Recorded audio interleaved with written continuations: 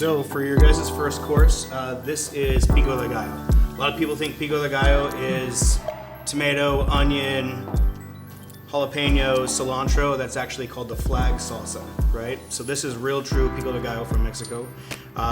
We did kind of a little bit of a variation on it. We have papaya, honey mango, cucumber, dragon fruit. On the bottom, the white cream is a peanut agave cream.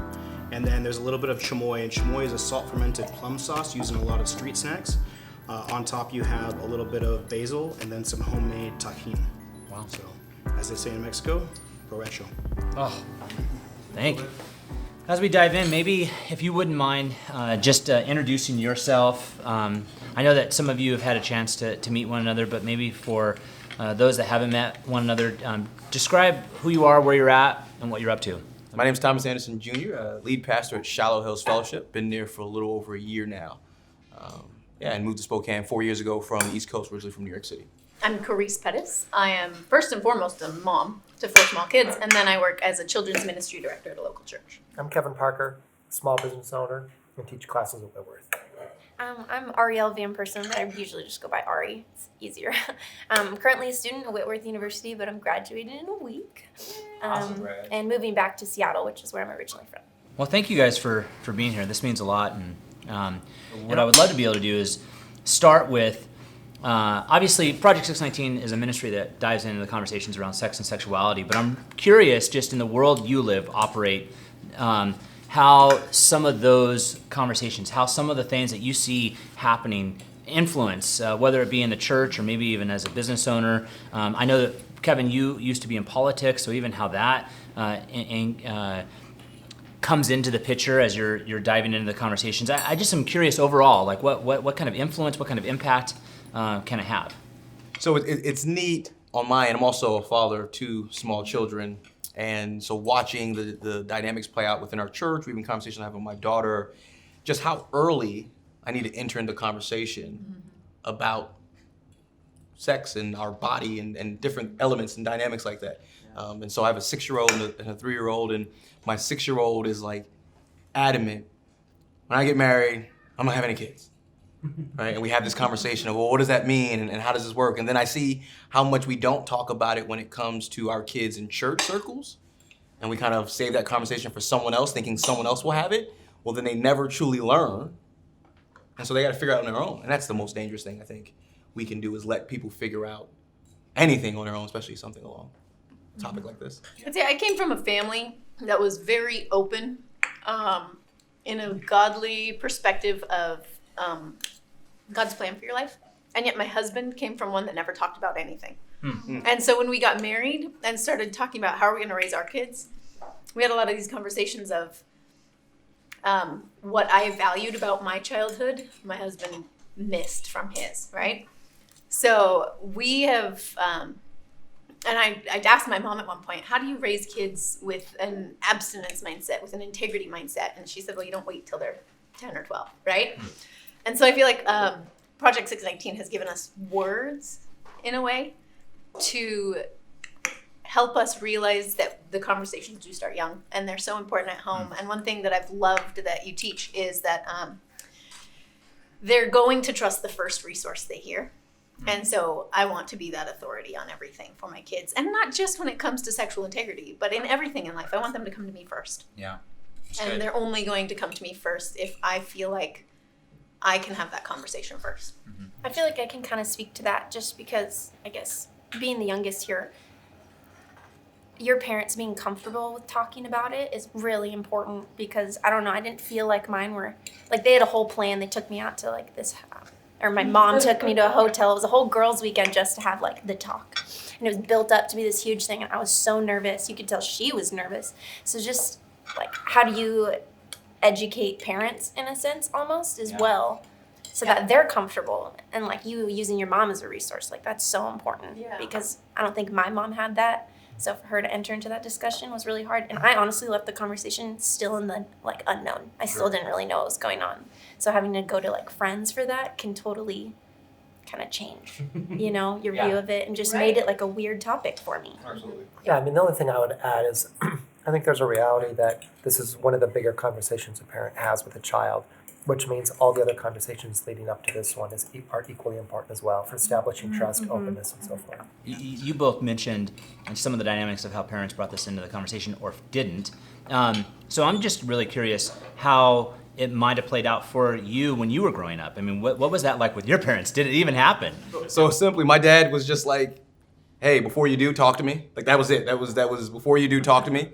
And my mom would like daily when I started showering more, right? Because you get to that point as a kid, like you actually want to shower because girls kind of notice you. My mom was like, "Are you?" Like that's all she would do. Are you? Like she would just check on me because, "Oh, you're showering and are you?" Like I want to be clean today, Ma. I don't think. So it's a very different conversation we're having and want to frame it. And actually, it's something I learned from Project 619.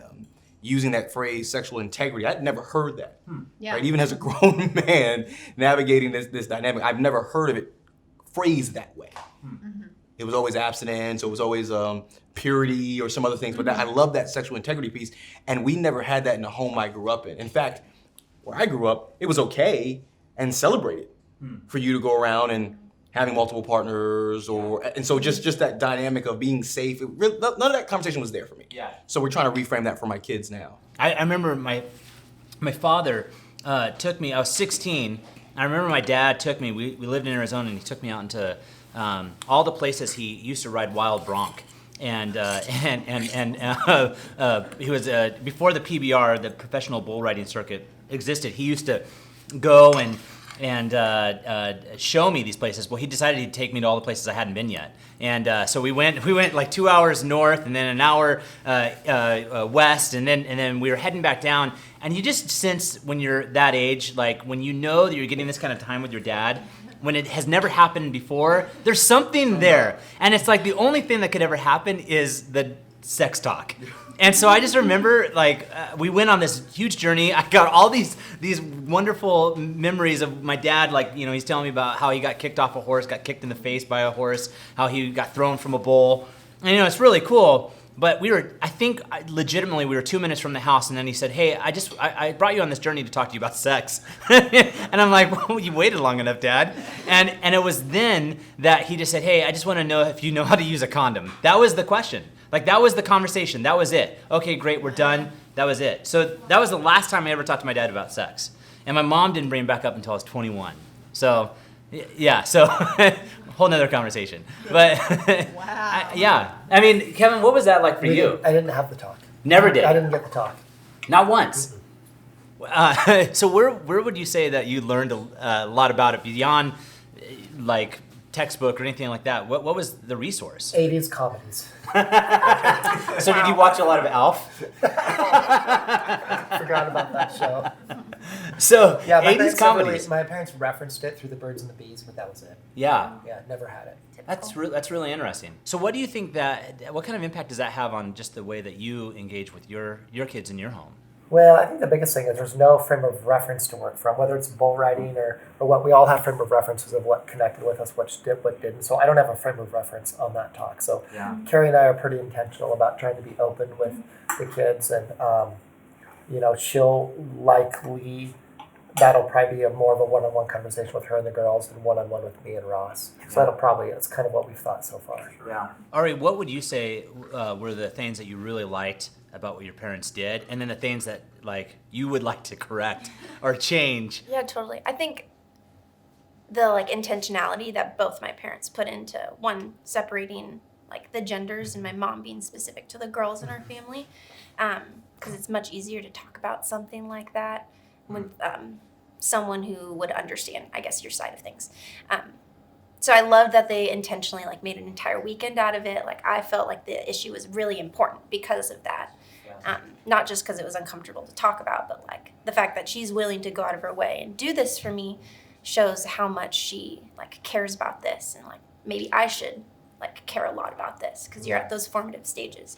I guess the part I wish had been better is she, like, had me listen to these CDs. I can't even tell you what they were or what they said. That's probably part of the problem. Was part of the problem that they were on CDs? Yeah, that too. And then at the end she was like, "Do you have any questions?" And I was like, I had no idea what was going on. How old were you? I think I was 10 or 11. I guess clarity of the message and why we choose to do it, because it felt like something like you just don't do this. Yeah. Or you're going to be abstinent, or like, this is your decision, but we want you to do it, so you're going to do it type deal. Which is where I think the shift of thought from abstinence to sexual integrity is so key. Absolutely. Because it teaches us that it's not about what we cannot or against the rules, Yeah. but it's about the beauty of something greater. Yeah, which I feel like I understand now that I've like Right. matured and learned through church and like having better conversations with my parents. But at the time, and I feel like a lot of the time, it's you can't do this, or like you'll break the rules. What would you say, or because you mentioned your mom, she was part of the conversation. What about your dad? Was he a part of that conversation? More recently, I think he's been more a part of that conversation now that I'm dating more seriously. Just him wanting to talk to the other person, and he's very clear about what he wants to talk about with them, and that's sexual integrity in our relationship.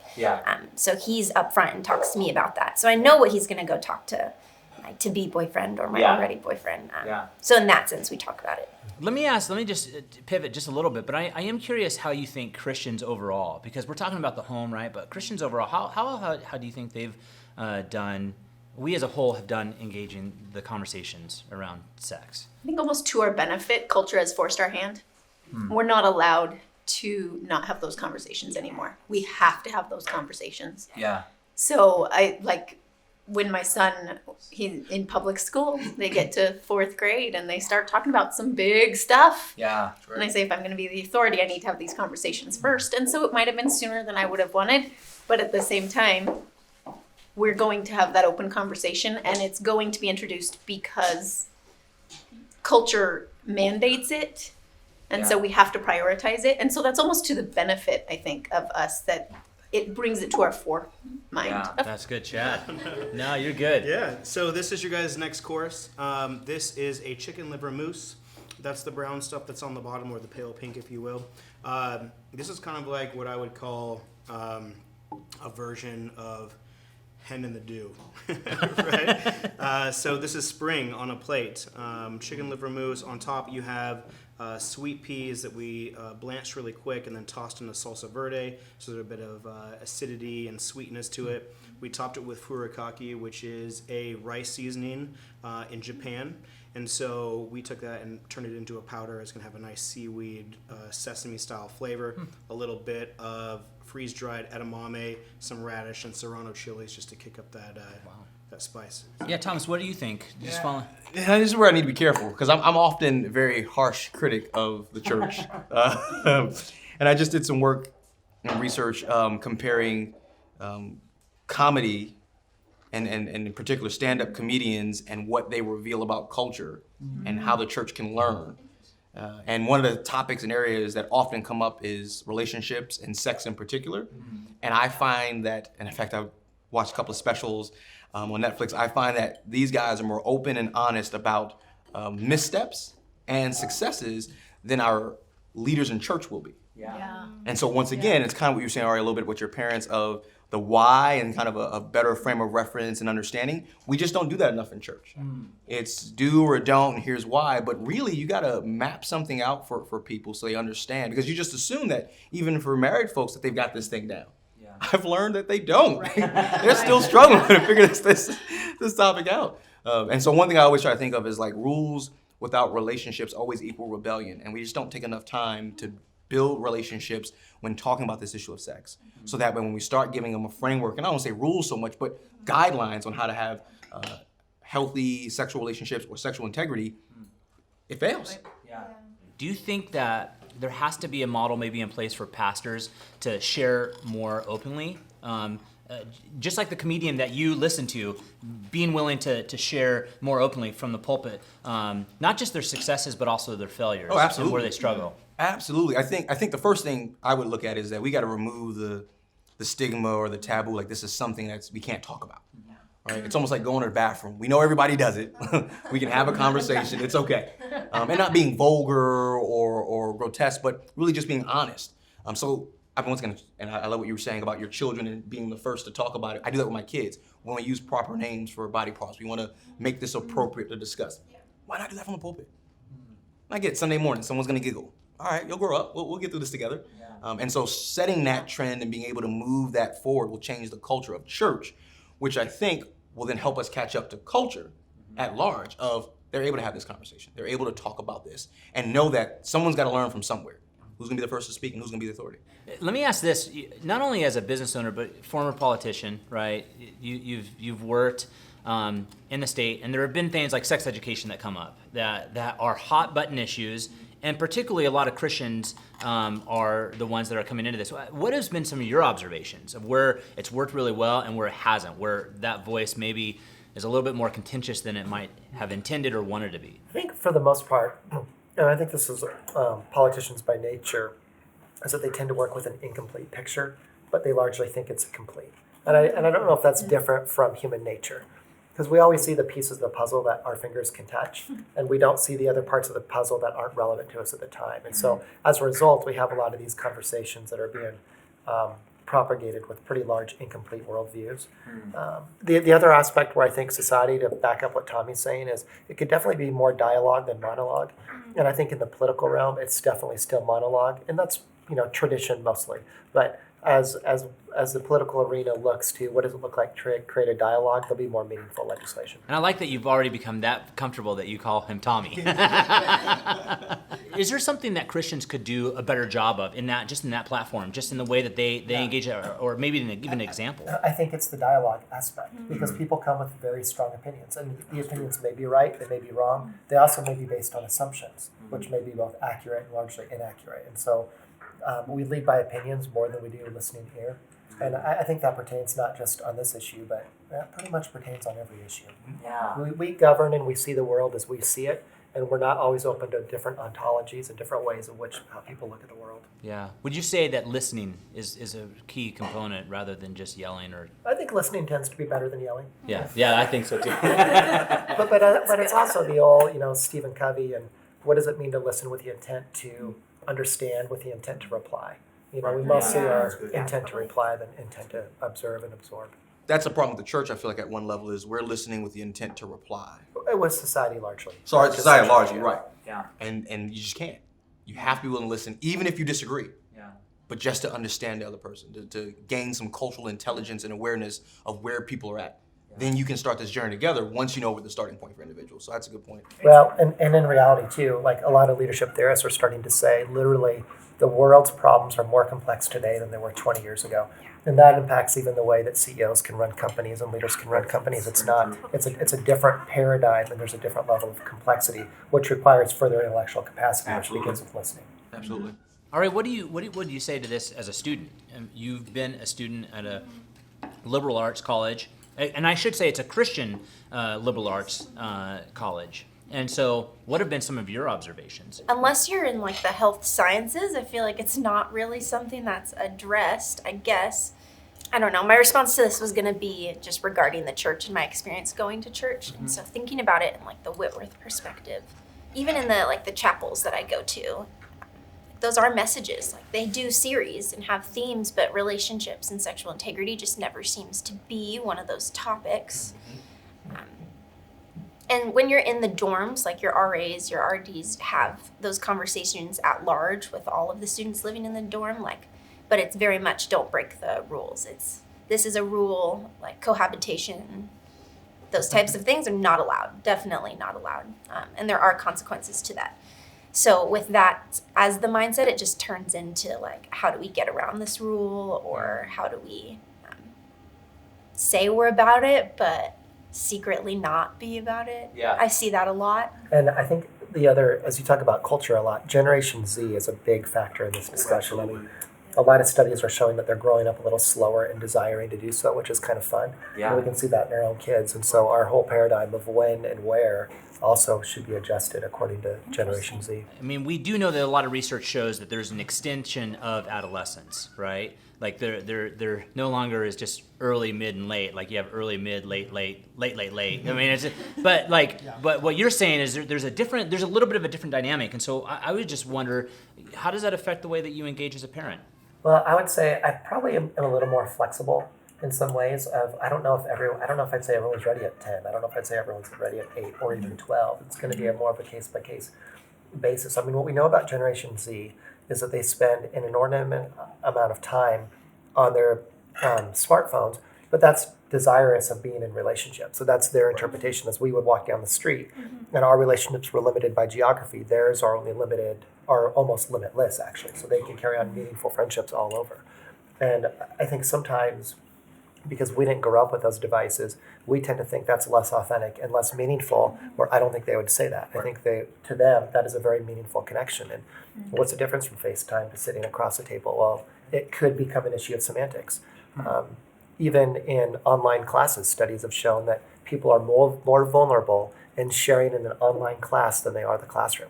And so these things are not necessarily the enemy. It's how do we use these tools, and how does that affect the way that we look at and view the generations and come alongside them. Let me zero it in a little bit. Like, how does that impact in the way that we engage in the conversation around sex, specifically with Gen Z, who really are kids, who are college students, right? So, or just now entering into college, I should say. I would say, as Kevin was saying, how it's unique to each individual. I think it also means that these conversations, because of the delayed adolescence and everything, need to be broken down. We don't need maybe it doesn't have to be a 10-year-old, a 12-year-old, one big conversation, but maybe it needs to be minor steps along the way for whatever is necessary in that individual's life. And as parents, we have to know our kids, right? You have to know your kids. And I've got 4 kids, and they're 4 very different people. Yeah. And so what was okay for me to talk about with my son in 4th grade is not okay, I don't think, for me to talk about with my next child, my first daughter in 4th grade, because she's a very different person, and the way the world and the words and various parts of life impact her is very different. Oh, I would love to go a little stronger and just say, I think you have to have these conversations over a lifetime. So even just the saying, like, step by step, like we keep thinking, like, I have one conversation and I'm done with it. Topic over, let's move to something else. Like that's not how any of this should work. It's not how you learn sports. Right. That's not how you learn nothing else this else. way. Why do we do this with sex? And so I think it's the thing, like I said, finding when it's appropriate to begin as a parent, but then having that conversation often with your child in places that it's safe to be able to do so. So I think of as a church leader, right, I can't have that level of conversation with everybody in the church, but as an organization, what do we do to make sure that we let our people know, from our kids to our adults, that this is a topic you should be talking about at home. Here are the resources you should have, and we're even discussing that. How do we make these resources available? And guess what? It's going to sound like beating the same drum. Well, because we kind of are, and we want to intentionally do so. We want to equip you as the generation, as the culture changes. Here's how you approach it now. I kind of want to push back on like the later adolescent progression, I guess, for Gen Z, just because they're growing up older doesn't mean that we should push back when we talk about this. So like your simple steps that you bring up, maybe it's just catering to how they receive information at the time, but I still think this needs to be something that's brought up early on with just the access to information they have with technology, because that's a huge part of how cultures become so sexualized. There's a dark side to any tool. And so that limitless interaction they can have can lead to some dangerous places without guidance and or instruction on how to appropriately use it. Getting you guys on the track of where I'm going with this food. You guys have had liver, you've had fruit that you thought was going to be vegetables, and now we've done kind of a fun take on what carrot adobada would be. And adobada is typically achiote marinated pork, and then it's cooked on a spit that was brought to Mexico by the Middle East. Gochujang that we rubbed the carrots in, roasted them. Then on top of that, we took the rest of the carrot, we blended it and made a hot sauce with the carrot juice. We have a little bit of sockeye salmon. We took grasshoppers from Oaxaca that we imported. We ground them into a dust with a little bit of avocado skin ash and some sea salt. Dust the top of that and then torch the salmon.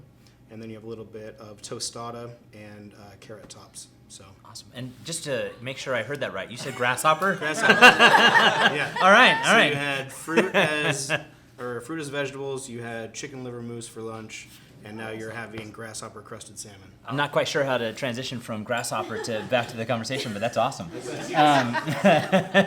is good. How do we engage this conversation specifically around pornography? But I think this is true with so many of the other conversations that have happened around this subject as Christians, which is shame. Like, shame has been a predominant force and I don't think it's been meant to happen. It's just happened. And there is a difference between, making a mistake and shame. Making a mistake, I often say, is, I made a mistake. Or guilt, I would say, is like, I made a mistake. Shame is, I am a mistake. There is a, yes. So I guess, how do we engage that? How do we do a better job, but also make sure that we're also engaging conversations surrounding things like pornography? So at the college I worked at before I became lead pastor of the church here, we brought a speaker in, and he started his dialogue by saying, when's the last time you looked at porn?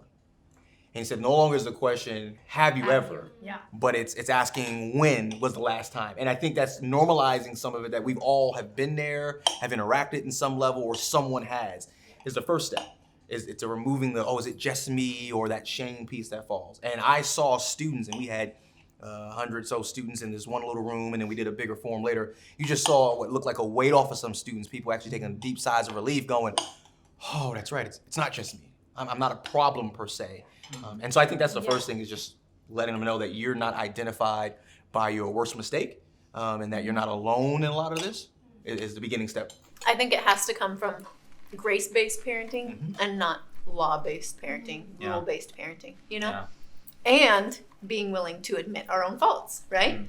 Being able to recognize where we have failed, or where God's grace is, where we've been protected from different failures, if you will.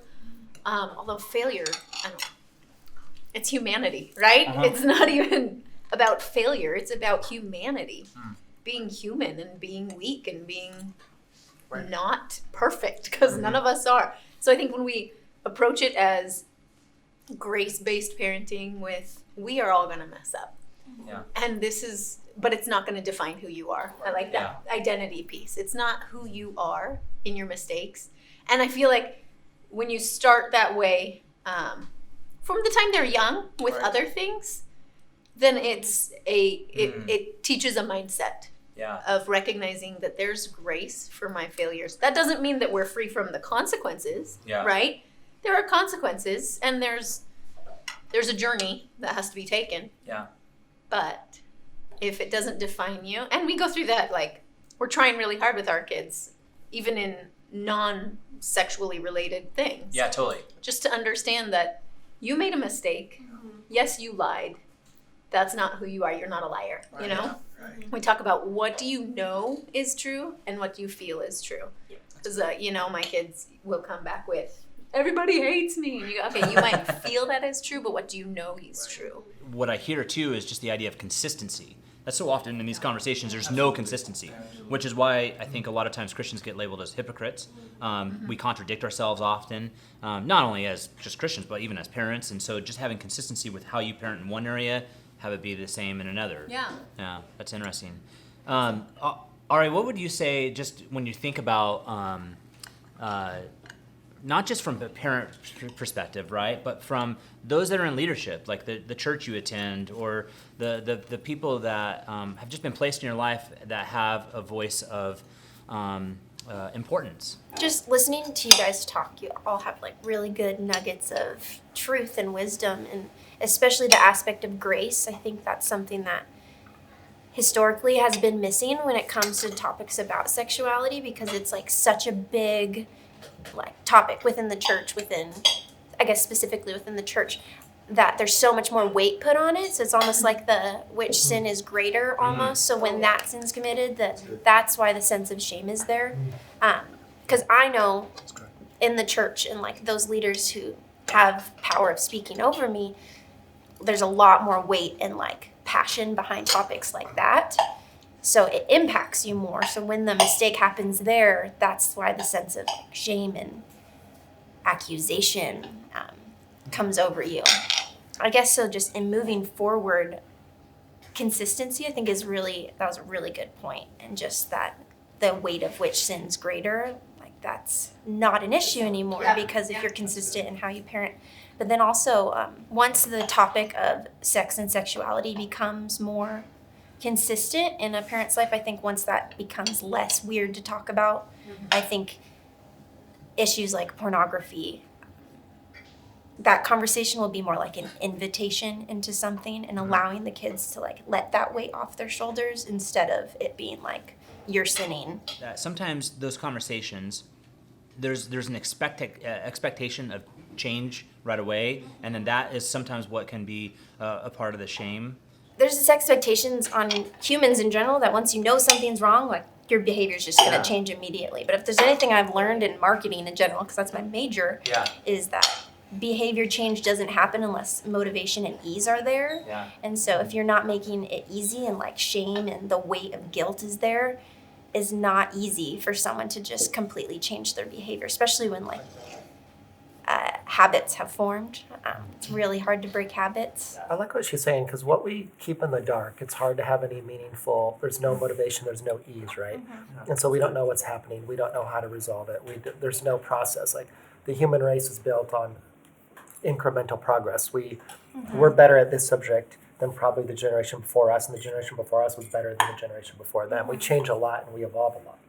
Our kids are better than we are. Right. Most definitely. Well, that's a low bar in my household. But the other is that Ari's comment about change is really interesting, because I was reading a book out of Harvard called Immunity to Change, and in it they did some research on medical patients that are faced with changing dietary habits, or they could face impending death, not 5 years later, not 10 years, but in the next 6 to 18 months. And they found under those circumstances, with that kind of direction and education from a doc, only 1 out of 7 heart patients can actually change their dietary habits long term. And that's a 20-year study. Yeah, really alarming. So when you talk about change, I mean, keeping everything in the dark just makes it all the more difficult. And there's also the issue of pain, right? I mean, ultimately, addictions tend to come forth because of hereditary issues, as well as attempts to numb pain. And that's a very common technique to numb pain. Just thinking about what you've said so far, I mean, you've talked about change and the importance of what allows for that to occur, listening, the willingness to bring things out of the dark. They all kind of play together, all of these different things. So let me just ask this question, specifically pointing back to then Project 619, because one of the things that I'm curious is how does Project 619 help with some of that change? Like, how does it allow for there to be opportunities to listen, to allow for opportunities for there to be healthy dialogue, for there to be opportunities where change is created? There's a lot of topics out there to do research on and try to figure out how to navigate the conversation. Project 619 has made it to where this topic, we trust you, we know you're doing research, we know we're getting credible information. We can now either bring somebody in and or get resources from you to where I don't have to do as much work. And it kind of sounds lazy at one level, but just reality, we can spend a lot of hours reading a lot of things and not cover a full topic yet. I can now get the resources to where either I can read them and then teach somebody, or I can just go ahead and say, how about you read this? And that's often what we've done, is we passed information along, going read these things and let's start the conversation here. It gives us a language to start off with. It gives us a foundation to build off on, instead of trying to figure out where everybody's framework is and how to meet at some kind of common ground. And it destigmatizes the conversation. It equips people through all that you produce, through your teachings, the whole organization. Just destigmatizes it, so people have feel better equipped to have the conversations that maybe in the past have been awkward and difficult, and I don't know how to approach the subject because maybe my experience has been XYZ, whatever you're coming in with your own opinions, your own perspective, your own outlook. Which are limited.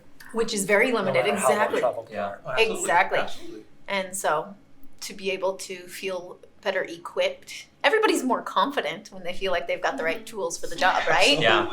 And so if I feel like as a parent, if I have the right tools to have these conversations with my kids, then I'm going to have them, and I'm going to feel better about approaching it, starting the topic, starting the conversation. And I think Project 619 is invaluable as far as providing those resources to.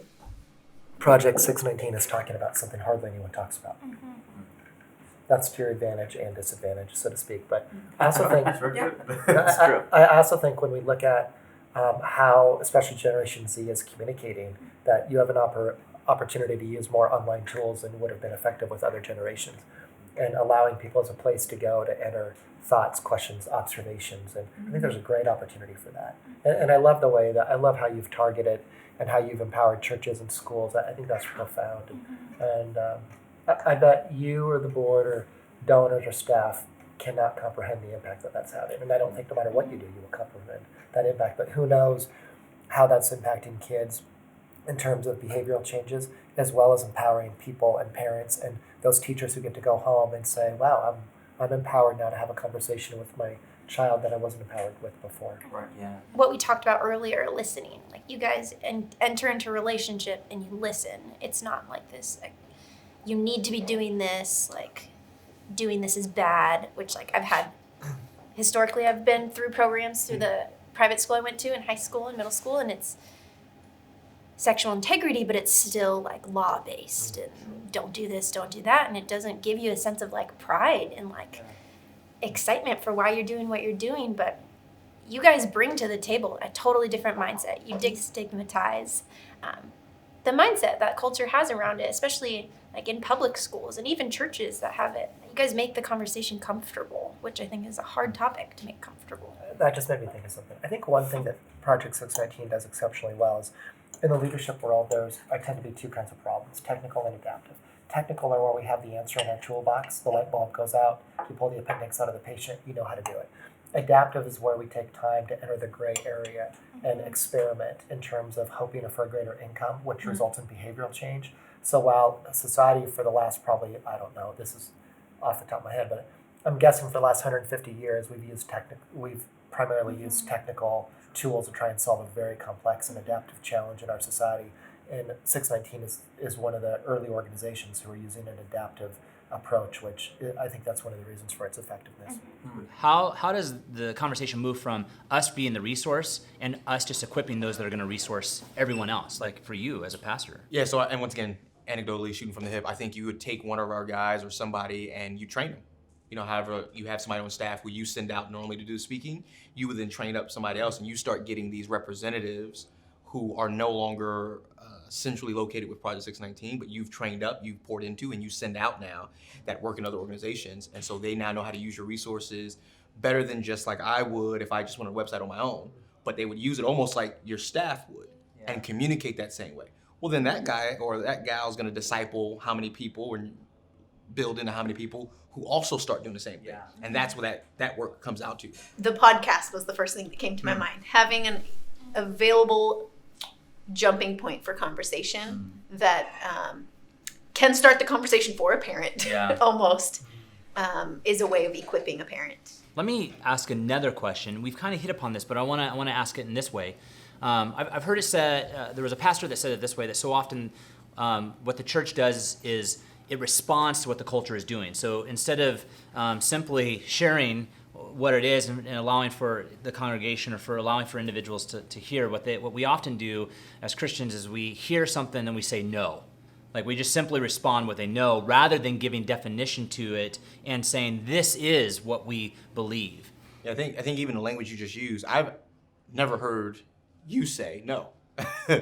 It's always, here's a different way to look at it. In fact, I've heard you, we work together in some other spaces, I've heard you say it that way. Well, here's another way to look at it. Let's reframe the conversation. And I think by even phrasing it that way, you disarm the people we talk to or those who we may disagree with, because it's not like you're coming in to shut them down and close the door on them, but you're saying, okay, where's a middle ground in this? Where's another way to think about it? Which most people I should say rather, are always open to thinking about it another way.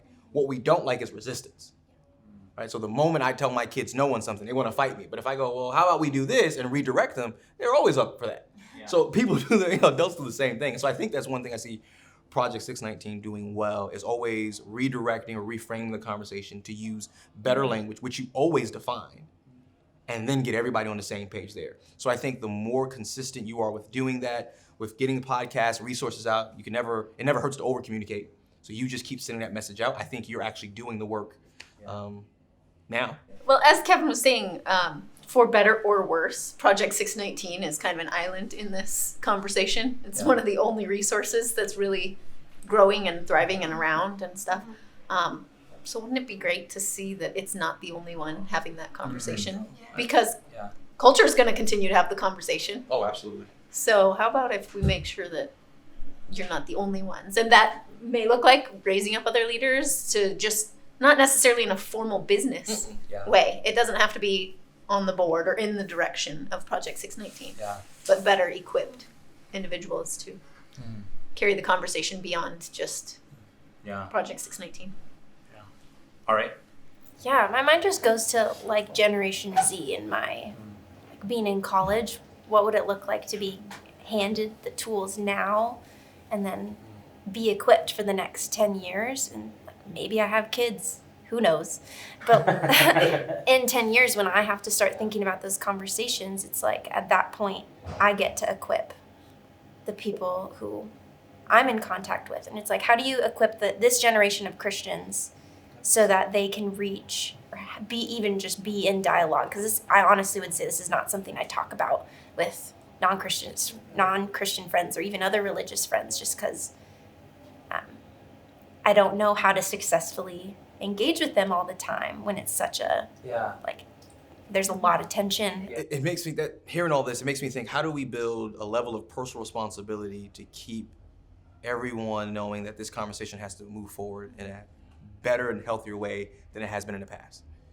And not wait until you're in a spot where you're now forced to talk about it because I've got 2 kids asking questions and what do I do? You know, but being able to say, I've got 14. Right, and it's 12 and 14, and one's already having sex. And what do I do now? And so that's what's hard. It's just that personal responsibility piece. I appreciate you saying that because that's what it made me think of is at whatever stage. And I think back when I was in college, if I was at a healthier stage, would I have been able to have conversations with my friends? We talked about a lot of personal things. My close friends. We didn't really dive into this. What if we did? How would that transform all of us now? Most of us who are married and some of us who have children. That would have been helpful. So it's that personal responsibility. I appreciate that. And I mean, I think that will just spiral because as the church leaders and leaders in general just become more comfortable with this topic and are equipped, then I think it'll become easier for it to trickle down in other groups to be able to talk about it. And do we in general only assume that we have influence if we have children? That's the hard part too. Yeah. Because we have so much influence over people around us, whether there are children or not. I mean, people are watching, right? That brings so I have 2 final questions because I think that you're bringing up something that's really important. The first is the conversation around singles. Like I recently read a statistic that looked at how out of 294 Christian books on marriage, there's only 1 for singles. But yet the largest growing population, and like one of the larger growing populations within the church are singles. And so they can often be marginalized. And I actually think that it's one of the church's greatest resources. So how does that conversation impact what the church does, we as Christians do? What are some thoughts around that? I mean, I would start with you, Ari, just being a little bit younger. What would you say to that? Like, what would you love to see in that conversation? Just bringing relevance to their status, I guess, because being single, there's nothing wrong with that. You don't have to be in a relationship to be like given good information. You're not a second-class citizen. Yeah, exactly. Which I haven't necessarily felt that way, but once you get into a relationship, it's like you still need to be equipped once you get there. Yeah. So why are we waiting until people get into a relationship? Why are the books just for when you're in a relationship? Yeah. Like, there's so much that goes into while you're being single. I think churches could do a much better job speaking to the quality of like the lifestyle you choose to live as a single and the values that you build as a single and things that you just shouldn't waver on when you are in a relationship, even though being in a relationship means you need to, what's the word? You both give up stuff? Compromise? Compromise, Yes. that's the word. We don't teach people how to enjoy and be content with what they have. And it shows up when we start talking about sexual integrity. Yeah. Okay? We don't teach people that. So when you're single, the question is, when are you gonna get married? When you get married, the question is, when are you gonna have kids? When you have kids, when are you gonna have another one? Like, you're pushing people always to do something instead of just being able to go back and say, hey, you're valued right now, you have influence right now, you're loved right now. How can we serve you and how can you serve us? What can you teach us? And we just don't help people, back to that identity piece, we just don't help people understand who they are in the season that they're in. So then when you relate that to sexual integrity, because they're always pushed to think something else or to try something else or to be something or there's some rule to follow, it's stressful, it's overwhelming, and we don't manage it well as a church. And so I think you're 100% correct. We have to help people understand that single, married, divorced, doesn't matter the status in a sense. How are you living as effectively and healthy and godly as you can right now? So this would lead to my last question, and it's this. Do you think that these conversations, simply put, beyond just the conversation around sex, but simply willing to enter into the conversations around sex, can actually have transformational or have impactful momentum in all other areas? Like I think about in the home, but like I also think about in the church. I also just think like in the public sphere, civically, if we can do this well, can it bring some sort of civility, and have an impact on other aspects? So is there something that we can do that actually, by simply willing to engage and do some of the things we're talking about at this table, are there ways that you think that this impacts more than just the conversation around sex and sexuality? All I could think of when you were talking was the idea that we approach this as a faith-based conversation. Yeah. But really, it needs to be less of a faith-based conversation and more of a humanity conversation. Yeah. Because I've seen people go, well, this isn't relevant to me because I'm not a Christian, Right. because I don't believe in the scriptures or whatever. But at the same time, there's health to be found in protection of relationships, right? And I think the secular world can recognize that a marriage, even if it's not a Christian marriage, is going to be much richer and happier and more fulfilling if there's a focus on one another, there's an element of service to one another, there is the compromise. Of course, I believe that we get this through the grace of God, but to expand that into society and recognize that every person can benefit from recognizing the beauty of healthy relationships, and not just sexually, but the value of relationships beyond that. Well, thank you. This has been really helpful, and I just really appreciate your time, just willingness to share and be really open. Thank you. And Chad, thank you for some great food. This is killer. That was awesome. I just want you to know that I ate food that I don't typically ever eat. Oh man, it was really easy. So good. Flavor, everything. So good.